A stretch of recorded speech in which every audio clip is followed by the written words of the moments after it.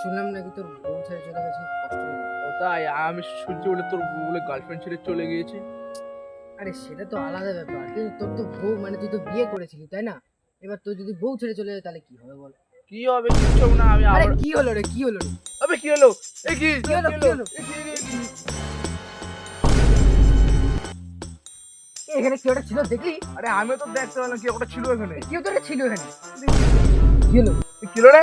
কি হলো? এই তুই কে রে? তুই কে? A few moments later. তুই মল্লিক করে ঘটনাটা বলতো আমাকে। এ ভাই তুই মরলি কি? আমার কান্না লাগতো। আরে তুই ঢং বন্ধ কর, তুই বল না একটু কি হয়েছে ঘটনা। আর কি বলবো তোদের, আমি গেছিলাম আমার গার্লফ্রেন্ডের বাড়িতে, তো তখন ওর বর চলে এসছে। তো আমি লুকাতে পারিনি কোনো জায়গায়, খুঁজে খুঁজে শুধু ফ্রিজটাই পেয়েছি লুকানোর জন্য, তাই ওইখানেই লুকিয়েছি। আর ওর বরটা খুঁজেছে সব জায়গায় খুঁজেছে, কিন্তু ফ্রিজটা আর খুঁজলো না, তাই আমি বেরোতে না পেরে ওইখানে মারা গেছি।